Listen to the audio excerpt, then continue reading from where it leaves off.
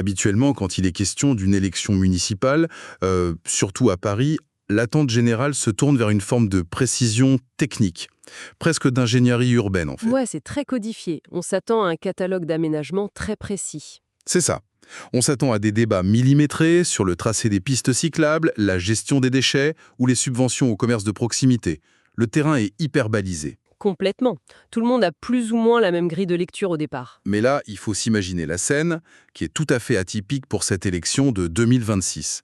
Que se passe-t-il lorsqu'une candidate à la mairie de la capitale annonce ouvertement, de manière presque désinvolte face aux attentes traditionnelles, « bah je ne vais rien faire en fait ». Ah bah c'est ahurissant.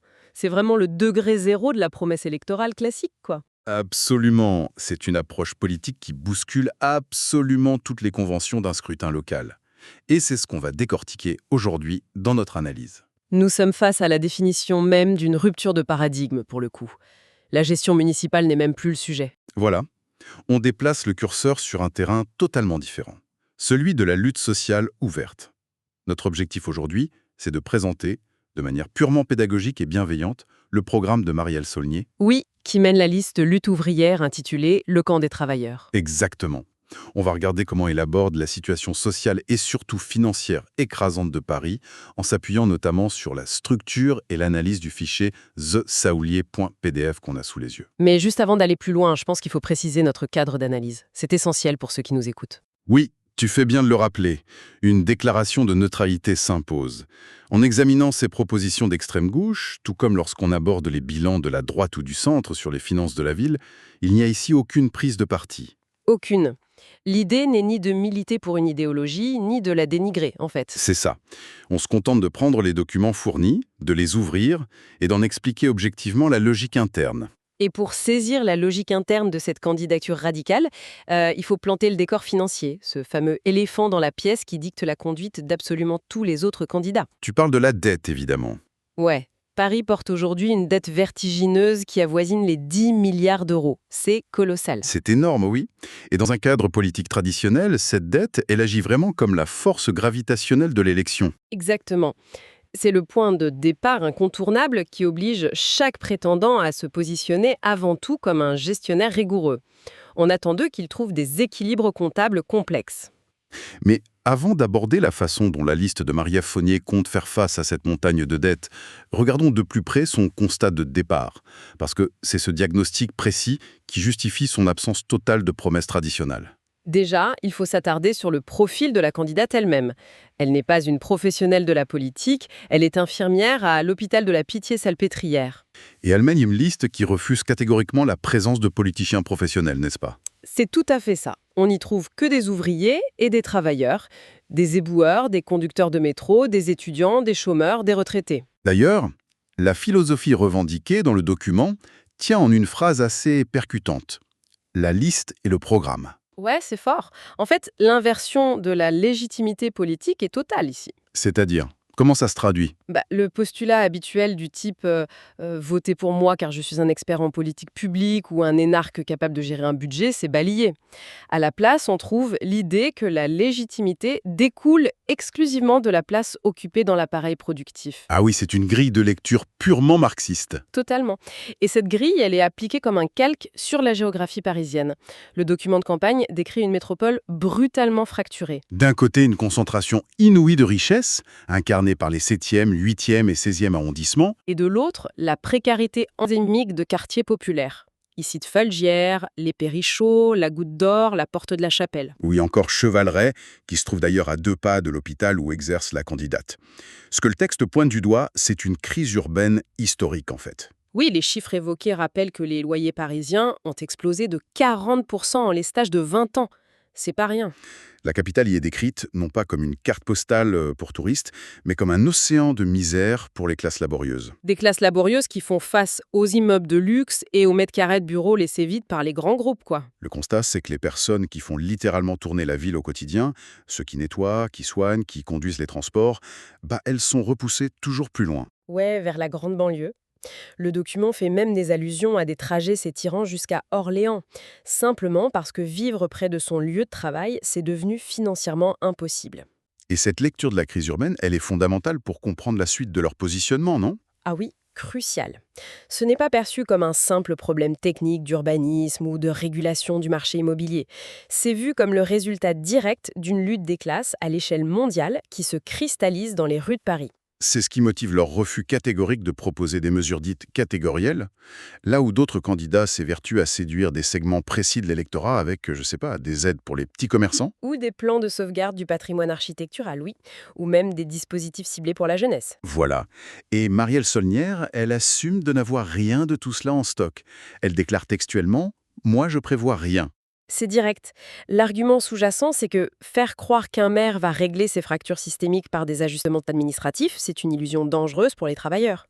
Tu sais, c'est un peu comme postuler pour être le capitaine d'un immense navire de croisière lourdement endetté. Haha, j'aime bien cette image. Et t'explique tranquillement aux armateurs lors de l'entretien d'embauche: écoutez, je ne vais pas barrer ce navire pour optimiser la trajectoire. Je vais donner les clés à la salle des machines pour qu'ils démantèlent votre compagnie de l'intérieur. C'est exactement ça. L'approche est d'une franchise déconcertante. Mais du coup, ça crée un vide, on est d'accord. Oui, parce que si l'on ne promet absolument rien en termes de gestion municipale, que propose-t-on concrètement aux électeurs qui feront la démarche d'aller voter pour cette liste? Le programme remplace le cadre municipal, qui est jugé illusoire, on l'a dit, parce qu'ils définissent comme des revendications vitales. Il n'y a pas de projet d'aménagement urbain, il y a un projet de lutte sociale. Et la santé et l'éducation accaparent vraiment le premier plan. Absolument. Le constat dressé sur l'hôpital public est extrêmement dur. Ils décrivent des établissements frappés par un manque chronique de lits et une pénurie d'effectifs. Ce qu'ils présentent comme les conséquences directes des politiques d'austérité successives, et la revendication qui en découle ne s'embarrasse pas de faisabilité budgétaire locale. Pas du tout. Elle exige des embauches massives et immédiates dans les hôpitaux et les écoles. Le pouvoir d'achat suit la même logique radicale. Face à l'inflation qui ronge les budgets, le projet revendique une augmentation immédiate de tous les salaires. Ainsi que des pensions de retraite et des allocations. Et attention, il ne s'agit pas d'un coup de pouce ponctuel. Non, c'est une indexation systématique de ces revenus sur la hausse des prix. Quant à l'emploi et au logement, les mesures prônées sont du même calibre. Ouais, on parle de la construction massive de logements d'urgence, voire de la réquisition pure et simple des logements vacants pour absorber les demandes en attente. Et surtout, un point majeur, la répartition du temps de travail entre l'ensemble des travailleurs, sans aucune perte de salaire bien sûr, dans le but d'éradiquer définitivement le chômage. En fait, ces revendications ont tout un point commun. Elles visent à améliorer de manière globale les conditions d'existence des familles, des personnes en situation de handicap, des étudiants et des retraités. Sans jamais les fragmenter en catégories électorales, c'est bien ça. Ah, c'est ça. Pour cette liste, toutes ces populations forment un seul et même bloc, le fameux camp des travailleurs qui doit bénéficier de ces avancées de manière indivisible. Ok, mais attends, laissons la théorie de côté un instant, parce que d'un point de vue purement légal, ça coince énormément cette histoire. C'est sûr que si on regarde le Code général des collectivités territoriales, ça bloque. Bah oui, comment un maire, même celui de la capitale la plus puissante du pays, peut-il décréter des hausses de salaire dans le secteur privé? C'est pas de son ressort. Non, clairement pas. Et comment l'hôtel de ville de Paris pourrait-il dicter le temps de travail national pour l'ensemble des entreprises françaises ou forcer des embauches dans des hôpitaux publics qui relèvent de l'État? Sur le plan constitutionnel, c'est tout bonnement impossible. C'est vrai. C'est de la rhétorique vide si on s'en tient au pouvoir réel d'un édile, non? Si l'on chausse les lunettes du droit administratif classique, oui, la contradiction est totale.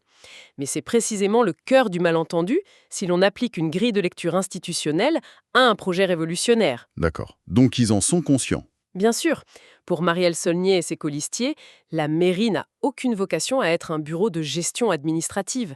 La conquête de la mairie, elle est perçue comme la conquête d'une tribune gigantesque. Une sorte de point d'ancrage institutionnel destiné à organiser et amplifier le rapport de force sociale, c'est ça? Exactement. Les mesures annoncées dans ce programme ne sont absolument pas pensées comme de futures délibérations sagement votées au Conseil de Paris. Ah, ce sont des objectifs de lutte à imposer en fait. Voilà. Dans cette optique, le rôle d'un maire élu n'est plus d'administrer la cité, mais de devenir les yeux, les oreilles et le porte-voix des travailleurs. Le but est de faciliter leur mobilisation contre le pouvoir central et le patronat. Ce qui nous ramène inévitablement à la discussion sur le nerf de la guerre, l'argent. Ah bah oui, on y revient toujours. Et c'est là qu'on observe la rupture la plus spectaculaire avec le microcosme politique parisien. Financer de telles urgences sociales, augmenter tous les salaires, recruter massivement, lancer des chantiers titaniques, ça exige des moyens colossaux. Sans blague. Et pourtant, Paris traîne ce boulet de 10 milliards d'euros de dette. Comment un tel programme intègre-t-il cette contrainte comptable absolue? Eh bien, en refusant tout simplement de la reconnaître. Tout simplement, C'est ce qui crée le clivage le plus net de cette élection municipale. En parcourant les sources concernant les autres forces politiques en présence, le contraste saute aux yeux, tu vois. c'est vrai. Prenons un candidat comme Pierre-Yves Bournazel, qui fait campagne sur l'idée d'un choc de gestion. Oui, son approche consiste à proposer la vente d'environ 20 000 logements sociaux appartenant à la ville, mais situés hors de Paris. Il envisage aussi la privatisation totale du nettoyage des rues. Étayer dans les effectifs de l'administration parisienne ou encore stopper net les préemptions immobilières. L'objectif affiché, c'est de dégager des milliards d'économies pour désendetter la machine municipale. Et d'autres listes penchent pour l'optimisation fiscale ou la baisse des subventions aux associations. Mais toutes, de la droite modérée à la gaule de gouvernement, partagent la même prémisse inébranlable. À savoir, il y a une pénurie, il faut la gérer, et la dette doit être remboursée. C'est ça. Et la liste lutte ouvrière rejette catégoriquement ce costume de, je cite, gestionnaire capitaliste. C'est une remise en cause frontale de l'idée même qu'un élu doive jouer les comptables face à des urgences humaines. Pour ceux qu'en politique, le discours omniprésent affirmant qu'il n'y a plus d'argent public pour financer les salaires, les retraites ou l'hôpital, c'est considéré comme un mensonge d'État institutionnalisé. Si on résume la situation, pendant que tous les autres candidats sont autour de la table en train de se disputer âprement pour savoir comment découper les parts d'un gâteau municipal très lourdement endetté, En cherchant ou renier sur les dépenses courantes, ouais. Marielle Saulnier tourne le dos à cette table. Elle pointe du doigt la gigantesque boulangerie industrielle qui tourne à plein régime juste à côté, en déclarant « La véritable richesse est là-bas. Il suffit d'aller la prendre. C'est une super métaphore. Mais cette dynamique soulève immédiatement la question de la méthode. » Forcément. Si l'argent ne doit pas provenir d'un redéploiement des impôts locaux, d'une augmentation de la taxe foncière ou de coupes sombres dans le budget de la ville, où se cache-t-il exactement dans leur analyse? Et surtout, par quel levier compte-t-on le récupérer? Alors, sur la question de la localisation de ces fonds, l'argumentaire du fichier PDF ne fait pas dans la dentelle. Paris est indéniablement l'une des villes les plus riches de la planète. Une richesse immense s'y concentre, mais elle est analysée comme étant accaparée par une infime minorité. Le projet cite nommément de très grandes fortunes françaises, d'ailleurs. Oui, il pointe du doigt des figures comme Bernard Arnault ou Xavier Niel, ainsi que les multinationales dont les sièges sociaux pavoisent dans les beaux quartiers, à l'image de Total. Ces entités sont accusées de pillage et d'accumulation de profits délirants. La logique développée est implacable dans son référentiel. Cet argent a été généré par le travail concret de millions d'individus. Ceux-là même qui nettoient les bureaux, soignent les malades et font tourner la logistique urbaine au quotidien. Du coup, les milliards qui manquent aujourd'hui pour financer l'éducation ou la santé sont considérés comme ayant été en fait détournés vers les portefeuilles des actionnaires. Et bien ensuite la méthode d'appropriation. Et c'est là que la théorie révolutionnaire s'exprime pleinement, non? Ah oui, là on sort du cadre institutionnel classique. Le financement de ces mesures radicales ne passera par aucun décret municipal, ni par un subtil réajustement de la fiscalité locale. Comment ils font alors? Le recouvrement de cette richesse doit s'opérer par la force du nombre. D'en bas, le mécanisme envisagé, ce sont les grèves dures, les mobilisations massives, les occupations d'usines et de bureaux. L'instauration d'un rapport de force sociale mené de front par les travailleurs eux-mêmes pour contraindre à la redistribution.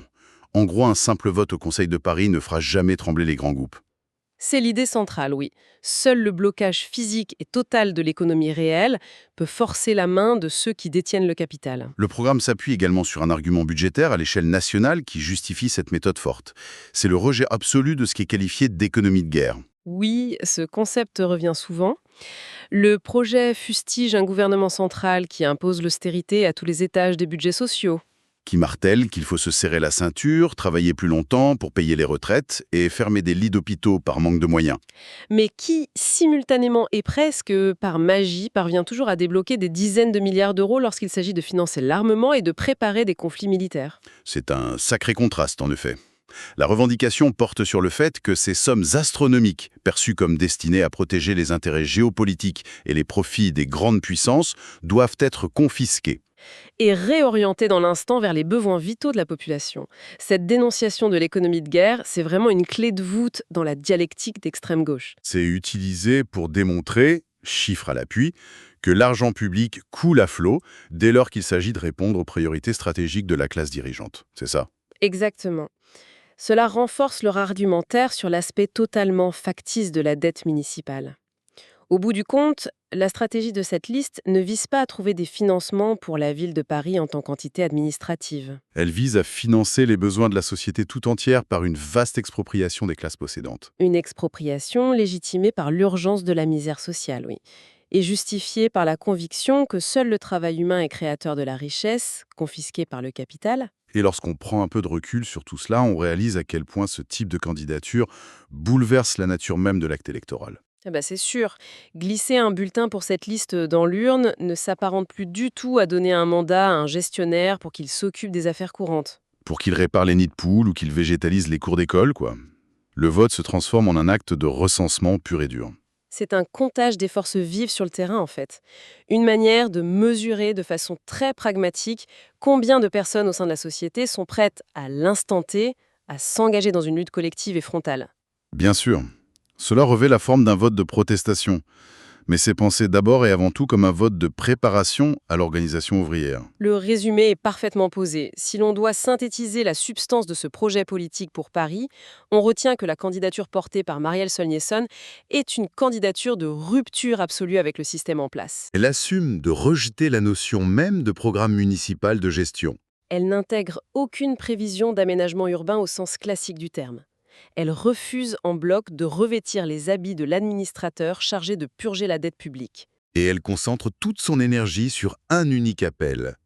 Inciter la classe ouvrière à s'organiser par elle-même, à la base de la société, pour imposer la récupération des richesses et financer de force des urgences sociales considérées comme non négociables. C'est exactement ça.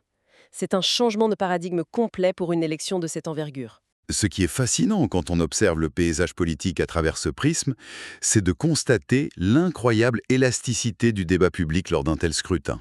C'est vrai. Une élection municipale dans une ville comme Paris offre finalement une arène où s'affrontent des visions du monde situées à des années-lumière les unes des autres. D'un côté du spectre, on trouve des candidats plongés dans une micro-gestion comptable ultra précise. Ils débattent des avantages de la privatisation du ramassage des poubelles ou de l'utilisation de l'intelligence artificielle pour optimiser les services publics. Et de l'autre côté, on a une liste qui profite de cette même élection locale pour remettre en question l'intégralité du système économique capitaliste mondial. C'est le grand écart. Cela invite quiconque s'intéresse à la chose publique à s'interroger sur la véritable fonction d'une élection. S'agit-il simplement d'élire ceux qui vont administrer le réel avec le moins de heurts possible, ou bien est-ce le moment de légitimer la contestation totale de ce réel? Cette mise en perspective amène inévitablement à pousser la logique jusqu'à son point de rupture. Une fois qu'on a bien compris la mécanique de cette candidature qui refuse les règles du jeu, cela ouvre la porte à une réflexion théorique assez saisissante sur l'exercice du pouvoir. Eh bien, imaginons un instant l'impossible. Le scénario politique du signe noir absolu, pour ceux qui nous écoutent. Vas-y, je t'écoute. Que se passerait-il si, à la surprise générale, une liste ouvertement révolutionnaire, qui refuse catégoriquement l'existence même des institutions capitalistes, remportait la mairie d'une capitale mondiale et d'un centre financier aussi névralgique que Paris? Oula. Le lendemain matin, à la minute précise où cette nouvelle équipe franchirait les portes de l'hôtel de ville pour prendre ses fonctions, ça serait explosif. Comment l'appareil d'État français réagirait-il? Comment les marchés financiers internationaux qui détiennent ces fameux 10 milliards d'euros de dette parisienne réagiraient-ils face à une mairie qui déclarait, de manière officielle et institutionnelle, son refus d'honorer la moindre de ses créances? Tout en utilisant les moyens de communication de la ville pour appeler à la grève générale et à l'expropriation des fortunes privées, n'oublions pas. Les implications d'un tel choc frontal entre une administration locale insurgée et l'ordre économique mondial laissent entrevoir un vertige politique fascinant à imaginer. On vous laisse méditer là-dessus.